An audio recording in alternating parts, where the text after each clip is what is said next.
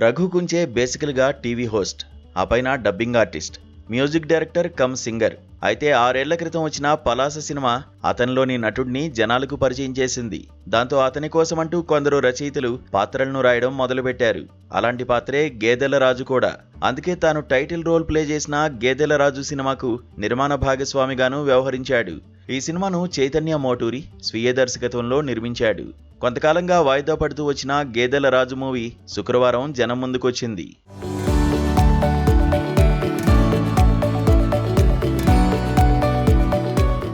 కాకినాడలో నివసించే గేదెల రాజు అనే రౌడీ షీటర్ కథ ఇది.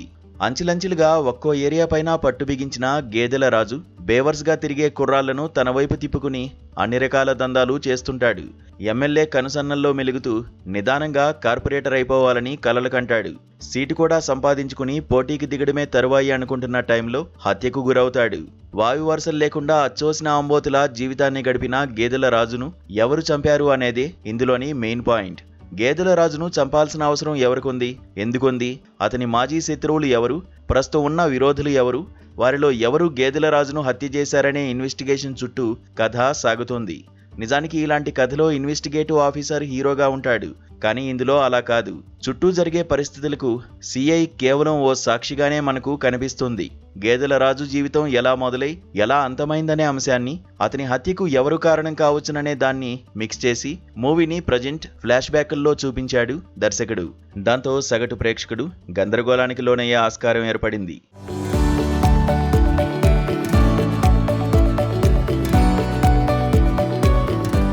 రౌడీ షీటర్ జీవితంలో జరిగిన సంఘటనలు తెరకెక్కించే క్రమంలో దర్శకుడు చైతన్య మోటూరి చాలానే తడబడ్డాడు. గేదెల రాజు పాత్రను ఎస్టాబ్లిష్ చేయడంపై చూపిన శ్రద్ధ మిగిలిన విషయాలపై పెట్టలేదు. ప్రధాన పాత్రను సైతం దర్శకుడు తన చేతిలో కీలుబొమ్మగా ఇష్టానుసారంగా నడిపేశాడు.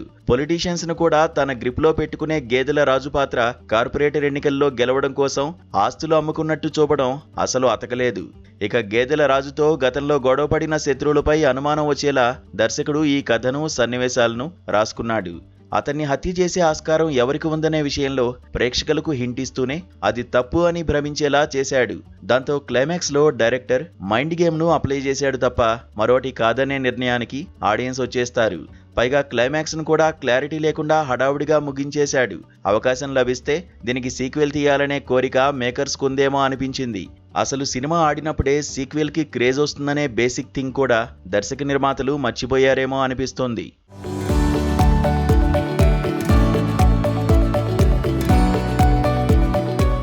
నటీనటుల విషయానికొస్తే గేదెల రాజు పాత్రలో రఘు కుంచే బాగా ఒదిగిపోయాడు. అయితే అతనిలోని క్రూరత్వాన్ని పూర్తి స్థాయిలో తెర మీద చూపించలేదు. మనిషిలోని కుచితత్వాన్ని సన్నివేశాల పరంగా ఎలివేట్ చేసినా ఎందుకో పూర్తి స్థాయిలో అది ఎస్టాబ్లిష్ కాలేదు. గేదెల రాజు ఒకప్పటి స్నేహితుడు, ప్రస్తుత విరోధి శివయ్యగా రవి చిన్నిబిల్లి బాగా చేశాడు. తనదైన హావభావాలతో ఆ పాత్రను రక్తి కట్టించాడు.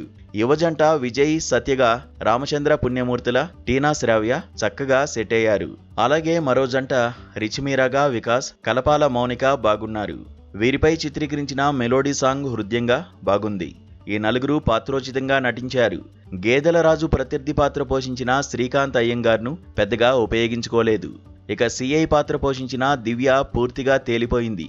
ఏదో డైలాగ్స్ అప్పజెప్పినట్లు ఉంది తప్ప పాత్రను ఓన్ చేసుకుని నటించినట్లు అనిపించదు. ఇది సినిమాకు పెద్ద మైనస్. ఇతర పాత్రల్లో లోహిత్ అఖిల్, కిట్టయ్య, అను తదితరులు కనిపిస్తారు. రఘు కుంచే స్వర రచన, నేపథ్య సంగీతం కూడా బాగుంది. కాకపోతే కథనం గందరగోళపరచకుండా మరింత సులువుగా స్ట్రైట్ నెరేషన్లో చెప్పి ఉంటే ఈ సినిమా రీచ్ బాగుండేది. కానీ దర్శకుడు స్క్రీన్ ప్లే విషయంలో చేసిన మ్యాజిక్ రివర్స్ అయింది.